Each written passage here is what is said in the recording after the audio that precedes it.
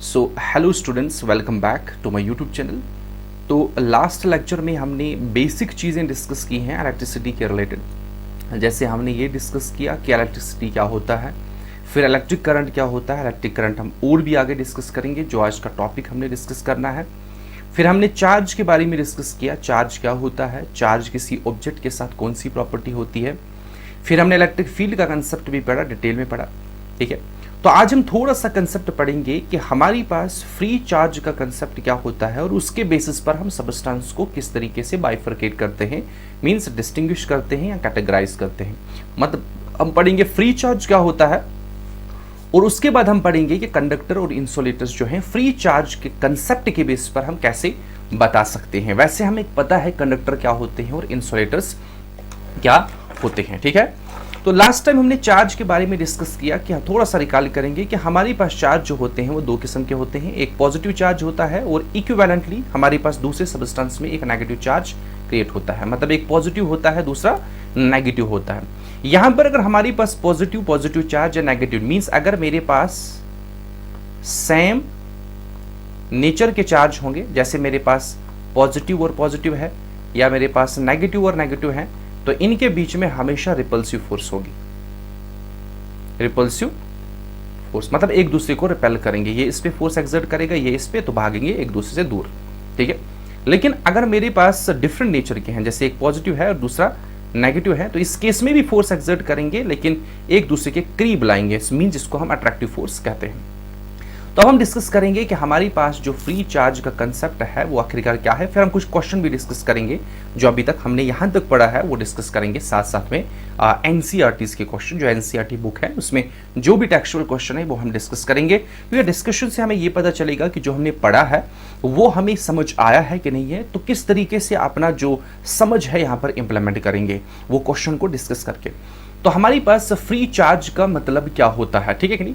देखो, free charge का मतलब होता है कि जो इंडिपेंडेंट हो रहा है, मतलब लिटरल भाषा की बात कर, आप फ्री का मतलब वो मुफ्त वाला फ्री नहीं है, मतलब वो किसी चीज से इंडिपेंडेंट हुआ है, वो किसी फोर्स से इंडिपेंडेंट हुआ है। अब देखो, इसको समझने के लिए हम स्टार्ट करेंगे बेसिक चीजें। जैसे मेरे पास एक सबस्टेंस है, क्या है, मेरे पास कोई भी सबस्टेंस है, मुझे नहीं पता कौन सा सबस्टेंस है, लेकिन मेरे पास सबस्टेंस है। अगर उसमें हमारे पास एटम्स हैं, ऑब्वियसली मेरे पास सबस्टेंस जो है वो एटम से बना होगा, इसमें बहुत सारे एटम्स होंगे। लेकिन यहां पर हमारे पास हम एक एटम लेते हैं, ठीक है नहीं, उस एटम में अरेंजमेंट जो होता है जिसको हम कॉन्फ़िगरेशन कहते हैं, कि सेंटर में हमारे पास एक न्यूक्लियस होगा, उसके आसपास इलेक्ट्रॉन्स होंगे। ठीक है, इलेक्ट्रॉन्स जो हैं वो मूव करते हैं किसी पर्टिकुलर ऑर्बिट या शेल की हम बात करेंगे। लेकिन यहां पर क्या होता है कि जितने भी हमारे पास एटम्स हैं, इन एटम्स के जो आउटर मोस्ट शेल्स होते हैं, let us suppose that this is the outer most shell, और यहां पर कोई एक इलेक्ट्रॉन है या दो इलेक्ट्रॉन है। ये जो एक इलेक्ट्रॉन हमारे पास यहां पर आउटर मोस्ट शेल में है, इस इलेक्ट्रॉन पे जो पॉजिटिव, जो सेंटर में यहां पर न्यूक्लियस है, जो हमारे पास सेंटर में यहां पर न्यूक्लियस है, न्यूक्लियस की वजह से इस पे फोर्स एक्सर्ट होती है। अब न्यूक्लियस जो है वो पॉजिटिव नेचर है और इलेक्ट्रॉन जो है नेगेटिव नेचर है। पॉजिटिव हमारे पास न्यूक्लियस जो है, यहाँ पर पार्टिकल्स जो है वो चार्ज्ड पार्टिकल है, उनका चार्ज जो है वो पॉजिटिव प्रॉपर्टी है। यहाँ पर इलेक्ट्रॉन जो है वो भी चार्ज्ड पार्टिकल है, लेकिन उसकी प्रॉपर्टी जो है that is a negative property. ठीक है, अब पॉजिटिव और नेगेटिव जो है एक दूसरे जो पॉजिटिव चार्ज होता है या नेगेटिव चार्ज होता है, एक दूसरे को अट्रैक्ट करते हैं।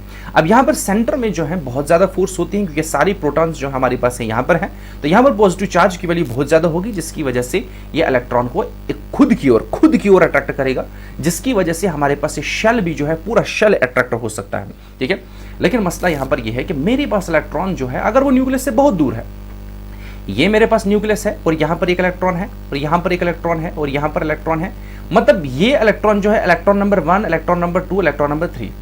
अब ऑब्वियसली हमारे पास इस पॉजिटिव चार्ज से इलेक्ट्रॉन 3 तक डिस्टेंस जो है बहुत ज्यादा है, जिसकी वजह से जो हमारे पास न्यूक्लियस है उसका जो फोर्स है वो तीसरे इलेक्ट्रॉन पे बहुत ज्यादा कम होगा। अब देखो, ऑब्वियसली अगर किसी चीज पर हम फोर्स बहुत कम अप्लाई कर रहे हैं तो वो आसानी से भाग सकता है। बिल्कुल लेमैन टर्म में अगर हम समझ सकते हैं कि मेरे पास सपोज कोई एनिमल है, कोई जानवर, मैंने हल्के से पकड़ के रखा है, ठीक है नहीं, पकड़ के रखा है, उस पर फोर्स रखी है। जैसे डॉग है या हमारे पास कोई गोट है, उसको पकड़ के रखा है किसी रस्सी के साथ, तो मैंने रस्सी जो है वो उतनी मजबूती से वो पकड़ी नहीं है, लेकिन फोर्स अप्लाई कर रहा हूं, लेकिन वो आसानी से भाग सकता है। तो इसका मतलब यह है कि इस थर्ड वाले इलेक्ट्रॉन पे फोर्स तो एक्ट हो रही है, इस थर्ड वाले इलेक्ट्रॉन पे क्या हो रहा है, फोर्स तो एक्ट हो रही है, लेकिन फोर्स जो है बहुत कम है। किसकी वजह से, न्यूक्लियस की वजह से।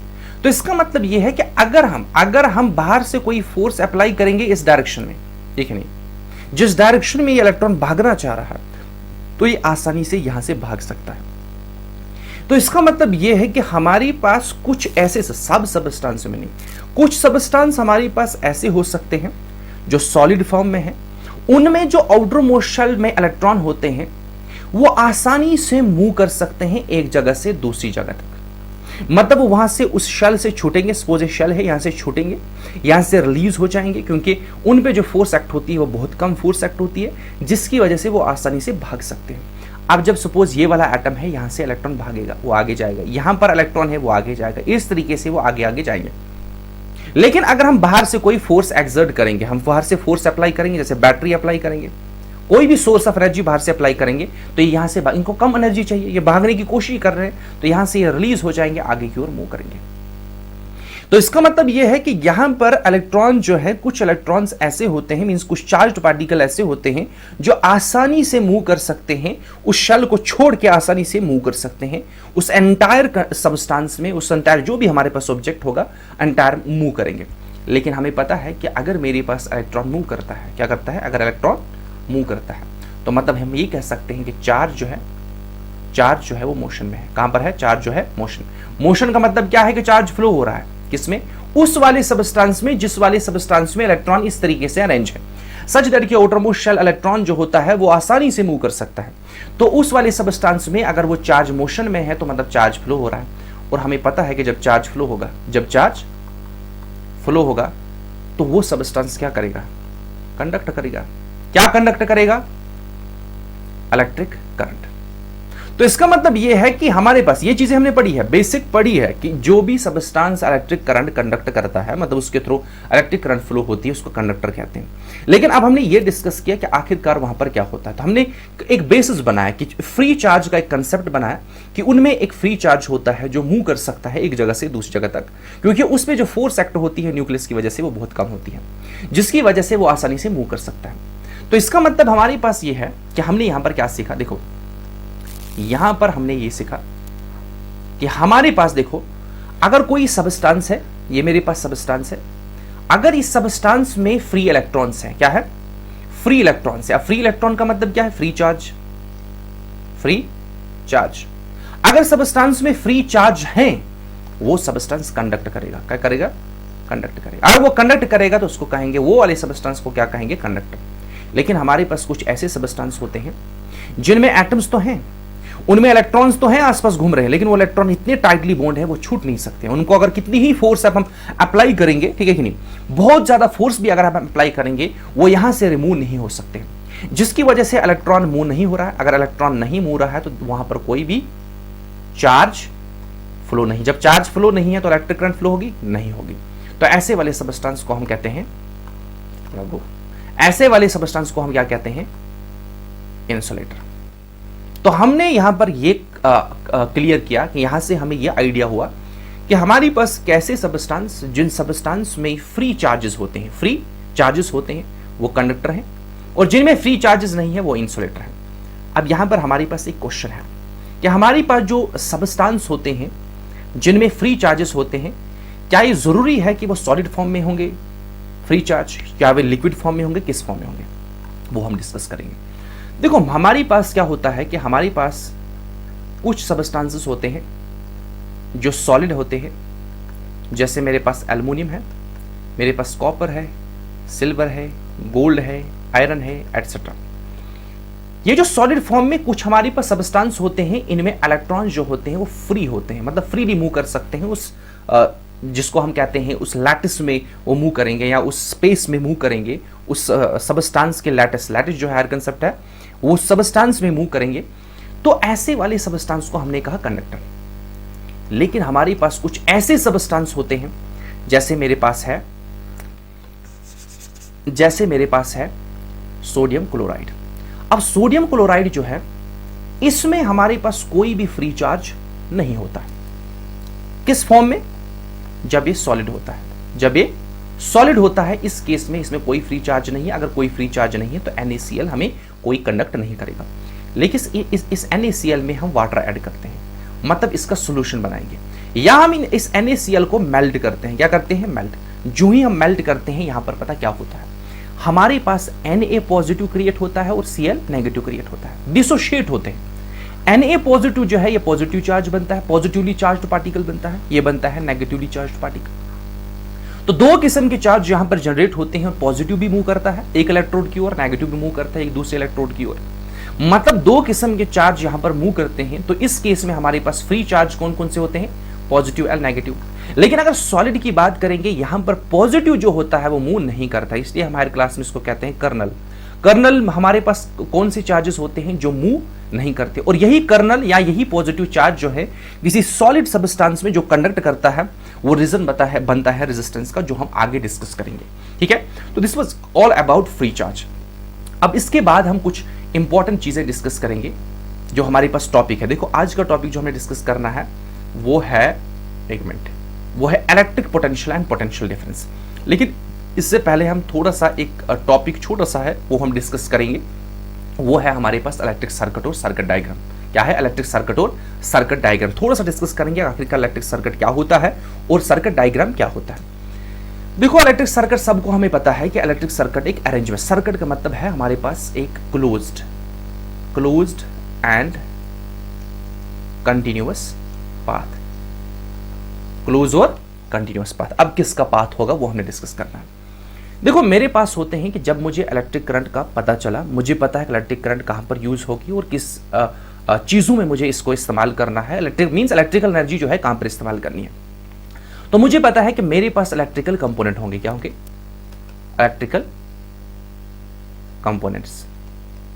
इलेक्ट्रिकल कंपोनेंट्स फॉर एग्जांपल मेरे पास है बल्ब है, मेरे पास LED है, मेरे पास टेलीविजन है, मेरे पास मोबाइल फोन है, मेरे पास सपोज गीजर है, मेरे पास आयरन प्रेस है एटसेट्रा, या रेफ्रिजरेटर, व्हाटएवर जो भी है, ये सारे इलेक्ट्रिकल कंपोनेंट है। क्या है? इलेक्ट्रिकल कंपोनेंट है। उसके बाद ये है कि अगर मुझे ये मेजर करना है कि बल्ब के थ्रू कितना करंट फ्लो हो रहा है, या बल्ब पर हमारे पास जो पोटेंशियल डिफरेंस आगे हम डिस्कस करेंगे वो कितना है, ठीक है कि नहीं। जनरली ये टॉपिक जो है मैं पोटेंशियल डिफरेंस के बाद ही पढ़ाता हूँ, बट पढ़ सकते हैं हम, ठीक है कि नहीं। तो हमारे पास क्या है कि ये सारी चीजें जो है इनको जब हम कनेक्ट करेंगे तो कनेक्ट कैसे करेंगे? कनेक्टिंग वायर्स के थ्रू, कनेक्टर वायर्स को यूज करके हम इन सबको कनेक्ट कर सकते हैं। जब इन सबको हम कनेक्ट करेंगे, ठीक है नहीं, तो एक क्लोज पाथ बनना चाहिए। मतलब यह है कि इनको कनेक्ट करने के बाद, मतलब इन सबको हमने अगर कनेक्ट किया तो कनेक्ट करने के बाद हम इन पे एक सोर्स अप्लाई करेंगे, सोर्स ऑफ एनर्जी। मतलब हमारे पास एक बैटरी होगी जिसके साथ हम बल्ब कनेक्ट करेंगे, फैन कनेक्ट करेंगे, ऐसा सारा कनेक्ट करने के बाद ये फिर से ये क्लोज बनना चाहिए। एक तो कंटिन्यूअस होना चाहिए, कहीं पर भी ब्रेक नहीं होना चाहिए। मतलब अगर हमारे पास ऐसे पाथ है बनाया, ऐसे पाथ कनेक्ट किया, यहाँ पर बल्ब किया, फैन, ठीक है नहीं, यहां से भी क्लोज, बिल्कुल यहां पर ओपन रखा, तो ये सर्किट नहीं है, ये सर्किट नहीं है। हमें यहां पर ये कंटिन्यूअस है। देखो यहां से यहां से यहां से यहां से एटलीस्ट यहां तक तो कंटिन्यू है ना, कहीं ब्रेक नहीं है, ठीक नहीं, लेकिन क्लोज नहीं है, लेकिन क्लोज्ड नहीं है, जिसकी वजह से हम क्लोजनेस और कंटिन्यूटी जो है वो हम कह सकते हैं कि यहां पर ब्रेक हो रही है, तो इसलिए हमारे पास ये सर्किट नहीं है, ये ध्यान रखना, ठीक नहीं। अब क्या होता है सर्किट? सर्किट हमारे पास एक ऐसा कंटिन्यूअस क्लोज्ड पाथ होता है। क्या होता है? एक कंटिन्यूअस क्लोज्ड पाथ होता है जिसकी वजह से या जिसमें हम इलेक्ट्रिकल कंपोनेंट्स को कनेक्ट या यूज करते हैं। अब इस इलेक्ट्रिक सर्किट में जैसे हमारे पास सिंपल भाषा में, जैसे मेरे पास घर में जो डोमेस्टिक सर्किट है, डोमेस्टिक इलेक्ट्रिक सर्किट, उसमें हम वायर का इस्तेमाल करते हैं, फैन है, एटसेट्रा है, मतलब रियलिटी में जो हमारे पास अवेलेबल है उसको सर्किट हम कहेंगे। इसी तरीके से अगर हम रेडियो को ओपन करेंगे, वहां पर पर्टिकुलर एक प्लेट लगी होगी, उसमें पर्टिकुलर पूरा सर्किट बना होगा किस तरीके से। इसी तरीके से हम चार्जर ओपन करेंगे तो वहां पर एक कंप्लीट एक क्लोज पाथ होगा, सारी चीजें कनेक्ट करके होंगी तो एक सर्किट होगा। तो मतलब ये है कि हमारी पास इलेक्ट्रिक सर्किट क्या होता है वो हमने सीखा। अब ये सर्किट डायग्राम क्या होती है, अब डिफरेंस क्या है? इलेक्ट्रिक सर्किट जब हम कहेंगे तो वो रियल है, जो हमने बताया। मतलब ये है कि ये मैंने वायर ली, यहां पर बल्ब लगाया, यहां पर फैन लगाया, ये है, लेकिन पूरा फैन बनाया, इस तरीके से यहां पर रेफ्रिजरेटर लगाया, उसके बाद यहां से लाया, यहां पर एक बैटरी लगाई, मतलब यहां पर अगर सर्किट में आप देखेंगे तो हर एक चीज मैंने रियल बनाई है। ये बल्ब है, ये फैन है, ये टेलीविजन है। अगर यहां पर एमीटर लगाएंगे तो यहां पर एक एमीटर होगा, उसमें एक नीडल होगी इस तरीके से, मतलब करंट को मेजर करने के लिए। तो इसको कहेंगे इलेक्ट्रिक सर्किट जो रियल में होता है। सर्किट डायग्राम होता है इसी चीज को अगर मुझे एक मॉडल प्रेजेंट करना है, मुझे समझाना है, तो मुझे एक स्कीमेटिक डायग्राम बनानी होगी। स्कीमेटिक में रफ डायग्राम बनानी होगी तो सच दैट कि मैं समझा सकता हूं कि यहां पर सर्किट क्या है। मतलब क्या है रफ डायग्राम है, स्कीमेटिक डायग्राम? मतलब यह है कि जो मेरे पास इलेक्ट्रिकल कंपोनेंट है उनका सिंबल में रिप्रेजेंट करूंगा। यहां पर मैं बल्ब नहीं बनाऊंगा, यहां पर रेफ्रिजरेटर, समझाने के लिए रेफ्रिजरेटर नहीं बनाऊंगा। मैं क्या काम करूंगा, मैं सिंबल का इस्तेमाल करूंगा। कैसे सिंबल का इस्तेमाल करूंगा? फॉर एग्जाम्पल मेरे पास अगर बैटरी है तो इसका सिंबल इस तरीके से है। ये एक बड़ा बार लेना है जो पॉजिटिव होगा, फिर नेगेटिव, फिर पॉजिटिव, फिर नेगेटिव, फिर पॉजिटिव, फिर नेगेटिव। ये मल्टीपल्स अगर बार बता रहे हैं और एक बार जो है बड़ा है, मींस एक कैपिटल बार है और दूसरा स्मॉलर बार है। स्मॉलर बार रिप्रेजेंट करता है नेगेटिव। ये मेरे पास बैटरी है। लेकिन इसके बरकस अगर हम सेल लेंगे तो उसमें एक बार होगा बड़ा, एक छोटा, दिस पॉजिटिव, नेगेटिव। यहां पर मैंने बैटरी बनाई नहीं, उसका सिंबल बताया और यही सिंबल सर्किट में दिखाया होता है कि यहां पर जो है ये बैटरी है। इसी तरीके से अगर मेरे पास कोई बल्ब है, रेफ्रिजरेटर है, फैन है, ये सारे हैं रेजिस्टर, क्योंकि ये इलेक्ट्रिकल एनर्जी को कंज्यूम करते हैं। देखिए नहीं, तो इनको डिनोट किया जाता है ऐसे। एक वेवी लाइन बनानी है। लेकिन अगर मेरे पास रेजिस्टर कांस्टेंट है, एक फिक्स्ड वैल्यू है, लेकिन अगर रेजिस्टर जो है वेरिएबल है, तो इसको इस तरीके से एक एरो ऐसे डालेंगे।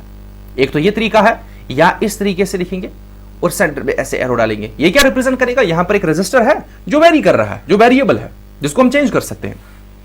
इसी तरीके से मेरे पास एमीटर है। एमीटर तो बहुत बड़ा है, यहां पर नहीं बना सकते हैं उसके पूरा नीडल विडल, तो एमीटर को सिंपल ऐसे बनाना है। सेंटर में ए लिखना है, यहां पर पॉजिटिव और यहां पर नेगेटिव। वोल्टमीटर बनाना है तो इसी तरीके से वोल्टमीटर, ठीक है, this is positive, this is negative.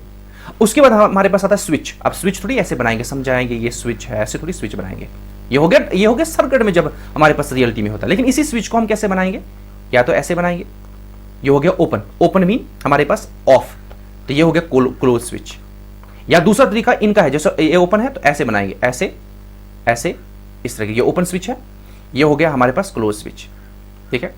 तो इस तरीके से हम रिप्रेजेंटेशन करते हैं। जब हम किसी इलेक्ट्रिक सर्किट को अगर उसमें इलेक्ट्रिकल कंपोनेंट को हम सिंबल्स के टर्म में लिखेंगे, उसको कहेंगे सर्किट डायग्राम। क्या कहेंगे? Circuit diagram. बाकी इलेक्ट्रिक सर्किट और सर्किट दोनों सेम चीजें हैं, सेम ही चीज हम एक्सप्रेस कर रहे हैं। लेकिन इलेक्ट्रिक सर्किट को समझाने के लिए एक रफ डायग्राम, एक स्कीमेटिक डायग्राम को हम कहते हैं इलेक्ट्रिक सर्किट डायग्राम।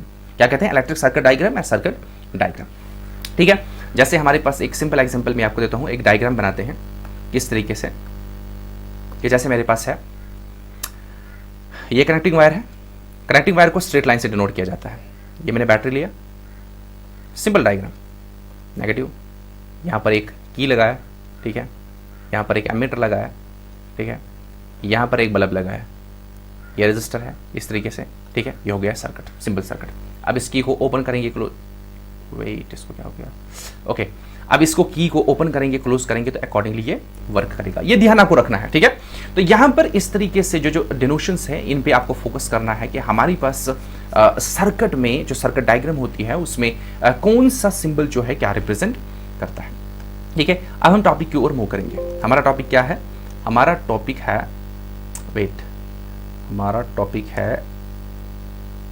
ये, दैट इज इलेक्ट्रिक पोटेंशियल और पोटेंशियल डिफरेंस। देखो, अब इलेक्ट्रिक पोटेंशियल और पोटेंशियल डिफरेंस को समझने के लिए जो हमने बेसिक पढ़ा है, जैसे चार्ज पढ़ा है, इलेक्ट्रिक फील्ड पढ़ा है, वो सारा आपको माइंड में होना चाहिए, तब जाके आपको ये समझ आ जाएगा आखिरकार इलेक्ट्रिक पोटेंशियल और पोटेंशियल डिफरेंस क्या होता है। देखो, इलेक्ट्रिक हमें पता है, बिल्कुल इसके टॉपिक से हम स्टार्ट करेंगे। इलेक्ट्रिक का मतलब क्या होता है? इलेक्ट्रिक हमें पता है, electric is related with charge, मतलब हमारे पास चार्ज का जिक्र हो रहा है। पोटेंशियल की अगर हम बात करेंगे तो पोटेंशियल, लिटरल भाषा में पोटेंशियल का मतलब होता है स्ट्रेंथ, कि मतलब इसमें कितना पोटेंशियल है, इसमें कितनी पावर है, इसमें कितनी पावर है, ये ताकत है, ये कर सकता है। फिर है पोटेंशियल, फिर हम देखिए पोटेंशियल डिफरेंस, मतलब वही पोटेंशियल हम फाइंड कर रहे हैं, देख रहे हैं कि पहले कितना था, बाद में कितना है, ठीक है। यहाँ 2 पॉइंट के बीच में कितना है वो बाद की बात, ये इजी है। लेकिन सीखना जो है वो है इलेक्ट्रिक पोटेंशियल। इसका मतलब ये है कि हमारे पास चार्ज के ऊपर, या चार्ज जो हमारे पास है उसके साथ एक ऐसी स्ट्रेंथ एसोसिएटेड है कि मतलब चार्ज को किसी एक जगह से दूसरी जगह तक पहुंचाने के लिए कितनी स्ट्रेंथ होनी चाहिए, इतना आइडिया हमारे पास लगना चाहिए जब हम बिल्कुल हेडिंग या टाइटल को देख रहे हैं। अब हम सीखेंगे, अब आपको पता चलेगा कि इसी के बेसिस पर जो हमने यहां पर हेडिंग में पढ़ा, जो लिटरल मीनिंग पढ़ा, लिटरल मीन जो डिक्शनरी मीनिंग पढ़ा कि इलेक्ट्रिक जो होता है वो चार्ज के साथ एसोसिएटेड है, मतलब चार्ज का पोटेंशियल, ठीक है नहीं, चार्ज की स्ट्रेंथ, चार्ज की ताकत। अब ताकत जो है ध्यान रखना है, हम ताकत जो है मेजर करते हैं इन टर्म्स ऑफ वर्क, कि आप कितना वर्क कर सकते हैं, वही चीज हम यहां पर अप्लाई करेंगे। तो लेट अस सपोज दैट मेरे पास एक चार्ज है प्लस क्यू, ठीक है, इसके आसपास एक फील्ड है, इसके आसपास क्या है, एक फील्ड है। इस फील्ड को मेजर करने के लिए मैंने दूसरा चार्ज दिया क्यू नॉट, क्या लिया, क्यू नॉट, ठीक है। अब इस क्यू नॉट को मुझे लाना है इस पॉइंट से, यहां से, ये पॉइंट सपोज बहुत दूर है, इस क्यू से बहुत दूर है, इस पॉइंट को नाम दे रहा हूं इन्फिनिटी। क्या नाम दे रहा हूं, ये इन्फिनाइट डिस्टेंस। इन्फिनाइट का मतलब ये नहीं कि मेजर नहीं कर सकते, मतलब बहुत दूर है, बहुत दूर से इस पॉइंट से हमें लाना है और इस पॉइंट ए तक। लेकिन लाना कहां पर है, लाना है हमें इस सोर्स चार्ज की फील्ड के अंदर और इस फील्ड के अगेंस्ट। अब फील्ड के अगेंस्ट क्यों, देखो मेरे पास ये बॉडी ए है और मेरे पास ये बॉडी बी है, मुझे इस बॉडी बी को लाना है यहां तक, सपोज ए यहां तक लाना है। अब सपोज अगर इस बी के अगेंस्ट कोई अपोजिंग, ये इस डायरेक्शन में ला रहा, ठीक है, इस बी को ला रहा हूं इस डायरेक्शन में, अगर इस डायरेक्शन में बी को ला रहा हूं, अगर इसके अपोजिट कोई फोर्स नहीं होती, मुझे वर्क करने की जरूरत थी। जैसे हम पढ़ते हैं, जैसे मैं चल रहा हूं, मुझे फोर्स इसलिए अप्लाई करना पड़ता है क्योंकि अपोजिट डायरेक्शन में फ्रिक्शन होती है, वही यहां पर भी है। अगर मुझे इस डायरेक्शन में जाना है और इसी डायरेक्शन फोर्स एक्सर्ट हो रही है और अपोजिट में कोई नहीं है, तो कोई भी हमें वर्क करने की जरूरत नहीं है। लेकिन अगर मैं इस बी को इस डायरेक्शन में ले रहा हूं और दूसरा ऑब्जेक्ट जो है वो इस डायरेक्शन में फोर्स एक्सर्ट कर रहा है, अब मुझे वर्क करने की जरूरत है, मतलब इस फोर्स के अगेंस्ट में वर्क कर रहा हूं। देखिए, हमेशा जब भी हम वर्क करते हैं वो किसी फोर्स के अगेंस्ट वर्क करते हैं, ये ध्यान रखना है। मीन जब भी हम वर्क करेंगे कि तो इसका मतलब ये कि अपोजिट डायरेक्शन में कोई फोर्स है तभी तो अप्लाई कर रहे हैं ना, अदरवाइज जरूरत क्या है, ये ध्यान रखना है, ठीक है। अब देखो यहां पर अगर मैं इसको यहां से ला रहा हूं इस डायरेक्शन में और यहां पर ऑब्जेक्ट जो है इस डायरेक्शन में फोर्स एक्सर्ट कर रहा है, तो इसका मतलब मुझे अब वर्क करने की जरूरत है। लेकिन अगर मैं इस ऑब्जेक्ट को इस डायरेक्शन में ले रहा था और ये वाला ऑब्जेक्ट जो है इसी डायरेक्शन में फोर्स अप्लाई कर रहा था, तो मुझे कोई फोर्स एक्सर्ट करने की जरूरत नहीं थी, मतलब मुझे कोई वर्क करने की जरूरत नहीं थी। अब मैं और समझाता हूं। मेरे पास ये चार्ज है क्यू नॉट, क्या है, चार्ज क्यू नॉट है, और आपको पता है चार्ज क्यू नॉट जो है वो एक सोर्स चार्ज है, टेस्ट चार्ज है। ये मेरे पास टेस्ट चार्ज है, ये हमेशा क्या होता है, पॉजिटिव, और अभी जो सोर्स चार्ज लिया है वो मैंने लिया है पॉजिटिव। क्या लिया है, पॉजिटिव। अब अगर इस टेस्ट चार्ज को मुझे इस डायरेक्शन में लेना होगा, बाहर लेना होगा, तो मुझे कोई फोर्स अप्लाई करने की जरूरत है, मुझे काम करने की जरूरत है नहीं है, क्योंकि ये वाला पॉजिटिव चार्ज इस पे फोर्स एक्सर्ट करेगा, वो ऑटोमेटिकली बाहर खुद ब खुद जाएगा, तो कोई वर्क करने की जरूरत नहीं है। लेकिन अब अगर मुझे ये चार्ज लाना है, यहां से लाना है इस पॉइंट ए तक, लेकिन इस सोर्स चार्ज की फोर्स के अगेंस्ट, मतलब इसके फील्ड के अंदर लाना है। अब यहां पर मैं ला रहा हूं इस क्यू नॉट को, मैं यहां पर रिप्रेजेंट कर रहा हूं, ये मेरे पास प्लस क्यू है, ये है क्यू नॉट। इस क्यू नॉट को लाना है इस डायरेक्शन में, लेकिन ये क्यू जो है इस डायरेक्शन में फोर्स एक्सर्ट कर रहा है, तो इसका मतलब ये है कि यहां पर मुझे क्यू नॉट को क्यू पॉजिटिव क्यू जो हमारे पास है या प्लस क्यू चार्ज जो है उसकी फील्ड के अगेंस्ट मुझे वर्क करना है, ठीक है। वो क्यों वर्क करना है, क्योंकि हमें पता होता है कि सर्किट में मेरे पास कहीं पर एक बल्ब आ जाएगा, मुझे इस बल्ब के आसपास चार्ज मूव करवाना है, मुझे यहां से लेना है यहां तक, मुझे वर्क लगेगा, ठीक है नहीं। मुझे एक सर्किट में पॉजिटिव एंड से नेगेटिव एंड तक चार्ज को लेना है, तो मुझे लेना है चार्ज, वही हमने सीखना है कि जब मैं इस चार्ज को यहां से यहां तक ले आऊंगा या मूव करवाऊंगा, इस पे वर्क करूंगा, मुझे लेना है इसको, क्योंकि मुझे इसको सर्किट में मूव करवाना है, तभी जाके तो इलेक्ट्रिकल एनर्जी यूज होगी। तो इसका मतलब ये दास्तान हम क्यों पढ़ रहे हैं, ये इसलिए है क्योंकि इलेक्ट्रिक पोटेंशियल का मतलब क्या होता है कि जब हम किसी यूनिट टेस्ट चार्ज को किसी पॉइंट इनफाइनाइट पॉइंट से किसी पर्टिकुलर पॉइंट तक ले रहे हैं, लेकिन कहां पर, किसी चार्ज के फील्ड के अंदर, सिंपल भाषा में हमारे पास एक unit positive test charge means unit value होगी, जैसे 1 कूलम्ब होगी, ठीक है नहीं, या 1 स्टैट कूलम्ब होगी। यूनिट पॉजिटिव टेस्ट चार्ज को अगर हम एक पॉइंट सपोज इन्फिनिटी से किसी पॉइंट ए तक, अब जरूरी नहीं है किसी पॉइंट बी तक, किसी पॉइंट सी तक, लेकिन उस चार्ज गिवन चार्ज के फील्ड के अंदर अगर हम ला रहे हैं, उसको कहेंगे इलेक्ट्रिक पोटेंशियल। जैसे मैंने यहां पर लिखा electric potential at a point, ध्यान रखना है इलेक्ट्रिक पोटेंशियल सिर्फ एक पॉइंट पर हम डिफाइन करते हैं। इलेक्ट्रिक पोटेंशियल जो है एक पॉइंट पर डिफाइन करते हैं कि मतलब हमें उस फील्ड के अंदर लाना है एक पॉइंट तक, एक जगह से मतलब इनफाइनाइट डिस्टेंस से कहीं दूर से लाना है और एक पॉइंट तक लाना है। वो पॉइंट कहां पर होगा? वो सोर्स चार्ज के फील्ड के अंदर होगा, वहां तक लाना है।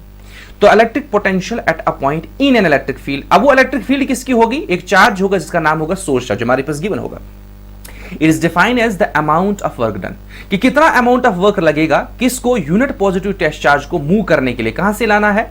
इन्फिनिटी से उस पॉइंट तक against the electric field. Against the electric field का मतलब क्या है? यहां पर इलेक्ट्रिक फील्ड का डायरेक्शन बाहर की ओर है, क्योंकि हमें पता है इलेक्ट्रिक फील्ड कहां से कहां होता है? पॉजिटिव से नेगेटिव की ओर। तो पॉजिटिव से निकलेगा बाहर की ओर, तो हम ला रहे हैं अंदर की ओर। तो इसका मतलब यह है कि यहां पर जो वर्क होगा उस वर्क को हम डिफाइन करेंगे as the electric potential at that point.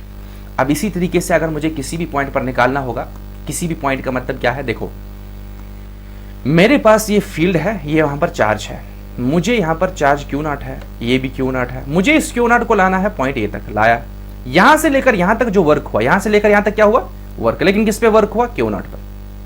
तो इस पॉइंट पर जो पोटेंशियल होगा वो होगा कि कितना अमाउंट ऑफ वर्क लगा इस चार्ज को मूव करने के लिए। कहां से? इस इनफाइनाइट से इस पॉइंट ए तक। हो गया पोटेंशियल, जिसको V से डिनोट करते हैं पोटेंशियल एट पॉइंट ए। अब अगर मुझे B पॉइंट है, मुझे दूसरा Q0 जो है इस पॉइंट तक लाना है। अब यहां से यहां तक लाने के लिए वो भी पोटेंशियल ही होगा कि इस चार्ज को लाना है पॉइंट B तक, वो होगा VB। वो भी क्या होगा हमारे पास कि कितना अमाउंट ऑफ वर्क लगा इस चार्ज को लाने के लिए, कहां से कहां तक? इस इनफाइनाइट डिस्टेंस से पॉइंट B तक। ठीक है, हो गया इलेक्ट्रिक पोटेंशियल। क्या हो गया? Electric potential. ध्यान रखना। तो अगर हम गौर से देखेंगे, जब हमने स्टार्टिंग में यहां पर हेडिंग कोड देखा था, हमने कहा कि पोटेंशियल ताकत होती है, और ताकत तब आ सकती है, ताकत तब हम मेजर कर सकते हैं, हम बताएंगे कि वो ऑब्जेक्ट जो है कितना वर्क कर सकता है, क्योंकि वर्क और एनर्जी जो है इंटरकन्वर्टेबल है। इंटरकन्वर्टेबल का मतलब क्या है? कि अगर मुझे यह बताना है कि मैंने कितना वर्क किया, तो मैं बताऊंगा कितना एनर्जी चेंज हुआ, मतलब कितना एनर्जी कंज्यूम हुआ। ठीक है नहीं? तो इसके टर्म में हम मेजर कर सकते हैं। तो वही जो है पोटेंशियल, जो है पोटेंशियल कैसे मेजर किया जा सकता है कि आपने कितना वर्क किया, आप कितना वर्क कर सकते हैं, आप में कितनी एफिशिएंसी है किस चीज को। अब यहां पर हमारे पास चार्ज है, तो हम चार्ज के साथ रिलेट कर रहे हैं कि एक चार्ज को यहां से लेकर, मींस इनफाइनाइट डिस्टेंस से लेकर या इन्फिनिटी पॉइंट से लेकर किसी पॉइंट ए तक या किसी पॉइंट बी तक लाने के लिए कितना अमाउंट ऑफ वर्क लग रहा है। अब इसका एक रिलेशन बनेगा, एक इंपॉर्टेंट फॉर्मूला बनेगा। ठीक है नहीं? अब फॉर्मूला याद नहीं रखना है, रटा हमने यहां पर कोई भी नहीं मारना है। हमने जो कंसेप्ट पढ़ा उसी के बेस पर हमारे पास इलेक्ट्रिक पोटेंशियल को डिनोट किया जाता है V से, और V जो हमारे पास है वो डिपेंड है वर्क पर। किस पर डिपेंड है? वर्क पर, कि आपने कितना वर्क किया किस चीज के लिए? इस चार्ज को मूव करने के लिए। तो हम सिंपल लिखेंगे कि V जो हमारे पास है वो होता है कि इस चार्ज Q0 पर कितना वर्क हुआ या इसने कितना वर्क किया। देखो एक्चुअल में यहां पर इस Q0 को जब हम सर्किट में इसको देखेंगे सर्किट के हिसाब से, तो वहां पर हमारे पास बैटरी होती है, बैटरी इस पे वर्क करेगी और ये मूव करेगा। देखिए नहीं, इस Q0 पे कितना वर्क हो रहा है, या Q0 जो है कितना वर्क कर रहा है, ठीक है कि नहीं, किसी एक पॉइंट इन्फिनिटी से पॉइंट ए तक या किसी पॉइंट बी तक लाने के लिए। तो हमारे पास पोटेंशियल का, electric potential at a point, suppose at a point A कितना होगा? WA/Q0। लेकिन अगर मेरे पास फील्ड के अंदर दो पॉइंट है, अब फील्ड के अंदर सपोज यहां तक चार्ज लाया, फिर दूसरा चार्ज लाया यहां तक, या पहले यहां तक लाया फिर यहां तक लाया, ये पॉइंट बी है।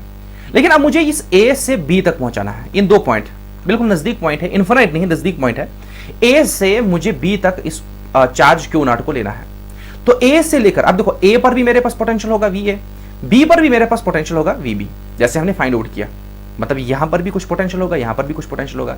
इन दो पॉइंट के बीच में जो पोटेंशियल है उसका डिफरेंस जो हम निकालेंगे, that will be the potential difference, means VB minus VA या VA माइनस VB। तो मतलब दो पॉइंट के बीच में जो हम पोटेंशियल निकालते हैं, पोटेंशियल का डिफरेंस निकालते हैं, वो हमारे पास आ जाएगा पोटेंशियल डिफरेंस।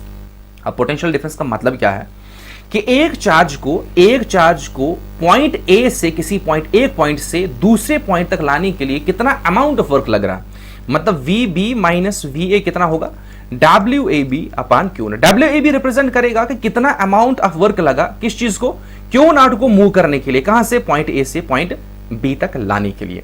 तो ये हमारे पास इंपॉर्टेंट रिलेशंस बन गई कि हमारे पास पोटेंशियल क्या होता है, electric potential at any point से ए कितना होगा? W/Q0। दो पॉइंट के बीच में क्या होगा? VAB, that will be equals to WAB/Q0। वो किसके बराबर होगा? VA minus VB। अब यहां पर ध्यान रखना है, अब मेन जो चीज है, इलेक्ट्रिक पोटेंशियल तो हमने सीखा, इलेक्ट्रिक पोटेंशियल क्या होता है, इंपॉर्टेंट कंसेप्ट है, लेकिन मेन चीज जो है वो है पोटेंशियल डिफरेंस। अब क्यों पोटेंशियल डिफरेंस है? यहां पर फिर से हम रिकॉल करेंगे करंट, कि करंट कब फ्लो हो सकती है, चार्ज कब फ्लो हो सकता है। देखो मेरे पास क्या है कि अगर मेरे पास पोटेंशियल डिफरेंस, ये जो VA माइनस VB जो है, VA माइनस VB जो है वो जीरो है। साथ में एग्जाम्पल बताता हूं, मेरे पास ये बल्ब है, इसको ग्लो करवाना है, यहां पर पोटेंशियल है VA और यहां पॉइंट पर है पोटेंशियल VB, और दोनों जो है बराबर है। VA और VB जो है बराबर, VA माइनस VB जो है वो जीरो है। मतलब क्या है कि हमारे पास VA और VB जो है वो बराबर है। अब अगर पोटेंशियल सेम है, क्या है, यहां पर भी पोटेंशियल उतना ही है, यहां पर भी पोटेंशियल उतना ही है। अब मैं यहां से लेकर यहां तक चार्ज को ले सकता हूं? नहीं, क्योंकि हमें पता है कि कोई भी चीज जो है वो फ्लो करती है कि एक जगह पर पोटेंशियल कम होना चाहिए, दूसरी जगह पर ज्यादा होना चाहिए। जैसे हमारे पास पानी है, ठीक है नहीं, वो पानी फ्लो तब कर सकता है जब एक जगह पर पोटेंशियल जो होगा वो हायर पोटेंशियल होगा और दूसरी जगह लोअर पोटेंशियल होगा, वहां की ओर मूव करेगा। इसी तरीके से हीट हमारे पास है, एक जगह से दूसरी जगह मूव करेगी, जहां पर कम हीट होगी वहां की ओर मूव करेगी, जहां पर ज्यादा होगी वहां से वहां की ओर मूव करेगी। तो यहां पर भी वही है कि अगर पोटेंशियल सेम है, अगर पोटेंशियल सेम है, चार्ज फ्लो नहीं होगा। जब चार्ज फ्लो नहीं होगा तो करंट फ्लो नहीं होगी, ठीक है नहीं। फॉर एग्जाम्पल अगर हम एनालॉजी पढ़ेंगे, सिंपल एनालॉजी एक देखेंगे कि इस चीज को समझने के लिए, देखो मैंने क्या यहां पर कहा, यह ध्यान रखना है कि चार्ज को फ्लो होने के लिए उन दो पॉइंट के बीच में पोटेंशियल डिफरेंस जो है होना चाहिए, वो जीरो नहीं होना चाहिए, वो डिफरेंस होना चाहिए, तब जाके चार्ज फ्लो होगा। तो यहां से हमें यह भी आइडिया आता है कि what is cause for movement of charge जो मूवमेंट के लिए हमारे पास कॉज क्या होता है, वो हमारे पास है पोटेंशियल डिफरेंस। जैसे मेरे पास ये एक टैंक है, ये दूसरा टैंक है, दोनों को कनेक्ट किया है पाइप के साथ, ये भी बिल्कुल फिल्ड है, ये भी बिल्कुल फिल्ड है, एक ड्रॉप की भी जगह नहीं है। अब यहां से यहां फ्लो होगा, यहां से यहां फ्लो होगा नहीं। अब अगर सिर्फ सपोज यहां से भी एक ड्रॉप बाहर निकाल रहा हूं तो यहां से यहां की ओर फ्लो होगा वाटर, क्योंकि यहां पर डिफरेंस आ गया। तो इसका मतलब यह है कि चार्ज को फ्लो होने के लिए डिफरेंस जरूरी है। तो यहां से हमें यह क्लियर आइडिया हुआ कि हमारी पास अगर इन दो टैंक्स में, देखो इन दो टैंक्स में अगर वाटर फिल्ड है जहां पर पोटेंशियल डिफरेंस बिल्कुल जीरो है, तो उस केस में हमारे पास कोई भी वाटर फ्लो नहीं होगा। तो इसी तरीके से मेरे पास अगर किसी भी सर्किट में सपोज ये बल्ब है, मुझे यहां से चार्ज फ्लो करवाना है सच दैट ये बल्ब जो है वर्क करेगा, ग्लो करेगा, तो इस दो पॉइंट के बीच में हमारे पास कुछ पोटेंशियल डिफरेंस होना चाहिए। मतलब VA माइनस VB जो है वो जीरो के बराबर नहीं होना चाहिए। तो इसका मतलब ये है कि यहां से हमें ये क्लियर आइडिया हुआ कि अगर मुझे चार्ज फ्लो करवाना है सर्किट में, तो उस सर्किट में पोटेंशियल डिफरेंस होना चाहिए। उस पर्टिकुलर एलिमेंट, उस पर्टिकुलर करंट एलिमेंट या उस पर्टिकुलर इलेक्ट्रिकल कंपोनेंट में, जैसे फैन है, बल्ब है, उसके आसपास जो है दो पॉइंट के बीच में पोटेंशियल डिफरेंस होना चाहिए। तो हम ये कह सकते हैं कि हमारे पास अगर आपको पूछा जाएगा या बताया जाएगा कि हमारे पास जो कॉज है for the flow of charge through any electrical component or within a circuit, it is actually a potential difference. तो पोटेंशियल डिफरेंस होगा तो मतलब ये है कि मेरे पास अगर पोटेंशियल डिफरेंस होगा, अगर पोटेंशियल डिफरेंस होगा तो तभी जाके हमारे पास चार्ज फ्लो करेगा। जब चार्ज फ्लो करेगा तो तभी उसका सर्किट से एक क्या कहते हैं इलेक्ट्रिक करंट जो है वो फ्लो करेगी। तो ये था हमारे पास इलेक्ट्रिक पोटेंशियल और पोटेंशियल डिफरेंस क्या होता है। और यहाँ से हमने ये भी सीखा कि पोटेंशियल डिफरेंस को हम कैसे मेजर करते हैं, कि कितना वर्क हुआ किस पे, वो जो चार्ज हमने मूव करवाया एक जगह से दूसरी जगह तक। अब देखो यहाँ पर पोटेंशियल डिफरेंस जो होता है, जो हमारे पास पोटेंशियल डिफरेंस होता है, इसका यूनिट जो है वो है वोल्ट। क्या है?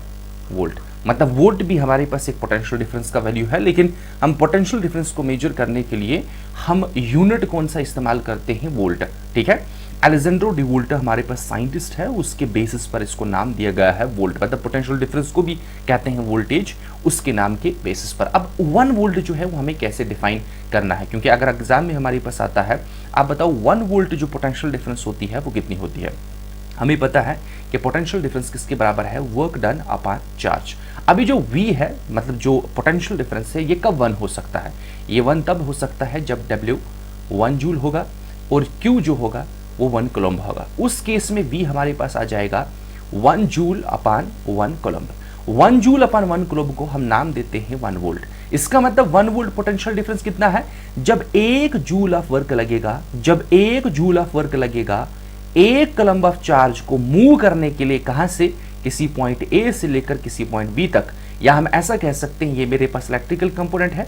अगर मुझे इस पॉइंट से इस पॉइंट तक, इस पॉइंट से इस पॉइंट तक वर्क लगेगा 1 जूल, किस चीज को मूव करने के लिए? 1 कूलम्ब ऑफ चार्ज को मूव करने के लिए, उस पोटेंशियल डिफरेंस को कहेंगे हम 1 वोल्ट। अब मसला यहां पर यह है कि अब हमने बताया कि जो पोटेंशियल डिफरेंस है, जो वोल्टेज है, उसको मेजर किया जाता है किसमें? उसको मेजर किया जाता है वोल्टेज में। लेकिन किस चीज से मेजर किया जा सकता है? तो हमारे पास आ जाता है इंस्ट्रूमेंट या डिवाइस।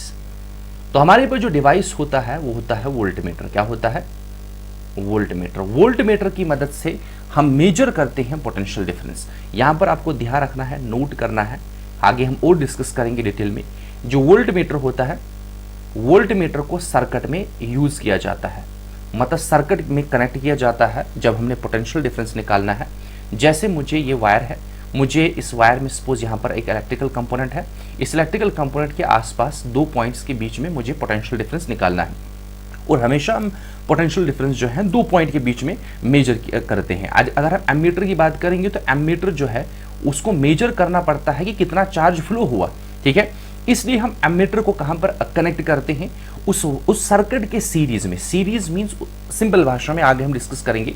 सीरीज का मतलब है उसके पाथ में हम मेजर करेंगे, इसको बिल्कुल पाथ में रखेंगे सच दैट यहां से जो चार्ज फ्लो होगा वो पता करेगा, वो काउंट करेगा कितना चार्ज फ्लो हुआ है और अकॉर्डिंगली हमें पता चलेगा करंट कितनी है।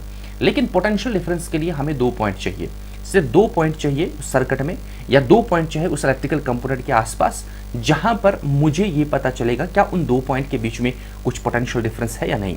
जैसे मुझे देखना है कि ये बल्ब जो है, ये बल्ब जो हमारे पास है, ये कितना इलेक्ट्रिकल एनर्जी कंज्यूम करता है या ये वर्क करेगा या नहीं करेगा, तो हम एक काम करेंगे, इसके आसपास 2 पॉइंट लेंगे और वहां पर वोल्टमीटर कनेक्ट करेंगे। ये मैंने वोल्टमीटर लिया, इसका एक एंड जो है यहाँ पर कनेक्ट करेंगे और दूसरा एंड जो है, टर्मिनल जो है, यहाँ पर कनेक्ट करेंगे, मतलब 2 पॉइंट के बीच में कनेक्ट करेंगे। जब इसको कनेक्ट करते हैं तो इसका अरेंजमेंट बनता है पैरेलल।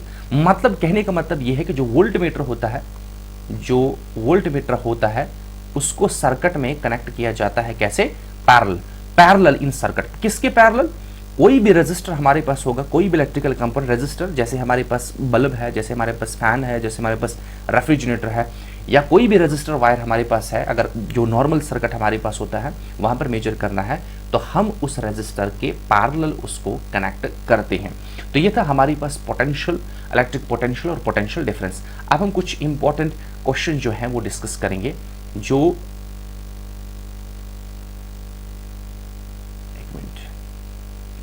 तो इसमें हमारे पास एनसीईआरटी में कुछ इंपॉर्टेंट क्वेश्चंस हैं वो हम डिस्कस करेंगे। जैसे हमारी पास ये क्वेश्चन नंबर 1 है। क्वेश्चन नंबर हमें ये कहता है कि सिंपल कंसेप्ट है जो अभी तक हमने पढ़ा है कि इलेक्ट्रिक सर्किट का मतलब क्या होता है। और इलेक्ट्रिक सर्किट हमने पढ़ा है, इलेक्ट्रिक सर्किट क्या होता है? एक क्लोज्ड कंटिन्यूअस पाथ। किस चीज के लिए? जिसमें बहुत सारे इलेक्ट्रिकल कंपोनेंट्स हम कनेक्ट करते हैं ताकि वहां से एक चार्ज फ्लो हो जाएगा। उसके बाद हमारे पास डिफाइन यूनिट ऑफ करंट, और हमें पता है यूनिट ऑफ करंट क्या होता है? एम्पियर। क्या होता है? एम्पियर। और 1 एम्पियर हमारे पास करंट कितनी होगी? जब मेरे पास 1 कूलम्ब ऑफ चार्ज फ्लो होगा 1 सेकेंड के लिए, उसको कहेंगे क्या? 1 एम्पियर ऑफ करंट। मींस जो हमने डिफाइन यहां पर करना है, देखो यहां पर डिफाइन बताया है कि यूनिट ऑफ करंट जो है उसको डिफाइन करना, मींस एम्पियर को डिफाइन करना। एम्पियर क्या है? एम्पियर होती है उतनी करंट जब 1 कूलम्ब चार्ज फ्लो हो जाएगा 1 सेकेंड के लिए। उसके बाद क्वेश्चन नंबर 3 हमारे पास है, न्यूमेरिकल है, 1 मार्क्स का कभी क्वेश्चन आ सकता है, तो इसको हम सॉल्व करेंगे। बिल्कुल इजी है अगर हमें चार्ज की समझ आई होगी, मतलब चार्ज जो कंसेप्ट है अगर हमें उसकी समझ आई होगी हम बता सकते हैं। यहां पर बता रहा है कि calculate the number of electrons. हमें number of electrons find out करने हैं। किस चीज के लिए? किस चीज के लिए? कि बताओ कितने नंबर ऑफ इलेक्ट्रॉन्स जो है 1 कूलम्ब ऑफ चार्ज बनाएंगे। क्योंकि हमें पता है किसी भी सबस्टेंस में चार्ज तब आ सकता है जब इलेक्ट्रॉन ट्रांसफर होंगे।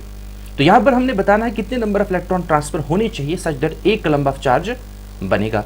तो हम ये कह सकते हैं कि हमारे पास चार्ज कितना है? 1 कूलम्ब।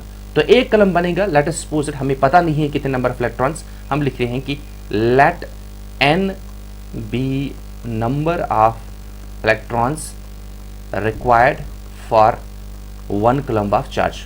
मतलब 1 कलम ऑफ चार्ज बनाने के लिए let us suppose that n number of electrons है। अच्छा, अगर n नंबर ऑफ इलेक्ट्रॉन्स है तो हम लिखेंगे n into charge of single electron, charge on single electron, वो किसके बराबर आ जाएगा 1 कूलम। मतलब हमने कहा कि n नंबर ऑफ इलेक्ट्रॉन्स जब ट्रांसफर होंगे तब 1 कूलम ऑफ चार्ज बनेगा।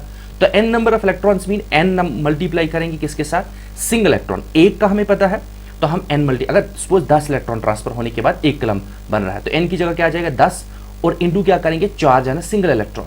ठीक है, चार्ज और सिंगल इलेक्ट्रॉन हमें पता होता है 1.6 इंटू 10⁻⁻19 कूलम। तो हम क्या करेंगे n into 1.6 into 10⁻⁻19 coulomb is equals to 1 coulomb. इतना सारा कंप्लीट करने के बाद मतलब n जब मल्टीप्लाई करेंगे चार्ज ऑफ सिंगल इलेक्ट्रॉन तो मेरे पास 1 कूलम ऑफ चार्ज बनेगा। अब यहां से हम n निकाल सकते हैं आराम से, नंबर सिंपल आएगा कि कलम कलम कैंसिल हो जाएगा। That's 1.6 into 10⁻⁻19। इसको ऊपर लेंगे तो अप्रॉक्सीमेटली 10⁻18 इलेक्ट्रॉन्स के आसपास ट्रांसफर करने पड़ेंगे तो हमारे पास 1 कूलम ऑफ चार्ज बनेगा। मतलब आंसर हमारे पास आ जाएगा अप्रॉक्सीमेटली 10⁻18 इलेक्ट्रॉन्स। ठीक है, तो ये था हमारे पास जो एनसीईआरटीज में कुछ इंपॉर्टेंट क्वेश्चंस है। अब हम नेक्स्ट क्वेश्चंस देखेंगे, इसके बाद हमारे पास कोई इंपॉर्टेंट एनसीईआरटी जो अभी तक हमने डिस्कस किए हैं टॉपिक, इसके बेस पर कोई देखो यहाँ पर एक छोटा सा टॉपिक है जो यहाँ पर मेंशन किया, what is the cause of charge flow in a conductor. मतलब हमारे पास यह है कि किसी भी कंडक्टर के थ्रू चार्ज कब फ्लो हो सकता है, ये हमने डिस्कस किया। ये तब फ्लो हो सकता है जब हमारे पास उस सर्किट में क्या होगा, पोटेंशियल डिफरेंस होगा।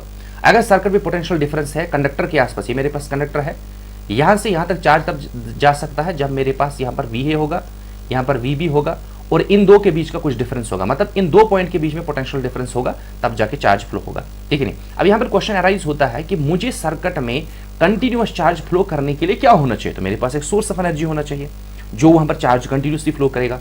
अब अगर हम सोर्स ऑफ एनर्जी की बात करेंगे तो हमारे पास बैटरी है, बैटरी को इस्तेमाल करेंगे क्योंकि हमारे पास अगर हम बैटरी कनेक्ट करेंगे तो बैटरी की वजह से पोटेंशियल डिफरेंस क्रिएट होगा।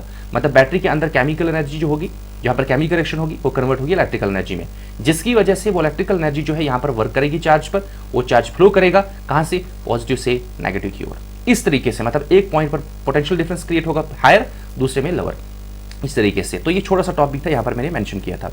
उसके बाद हमारे पास है नेक्स्ट इंपॉर्टेंट क्वेश्चंस, ये डिस्कस क्वेश्चन करेंगे यहाँ पर। तो यहाँ पर लेक्चर को हम कंक्लूड करेंगे।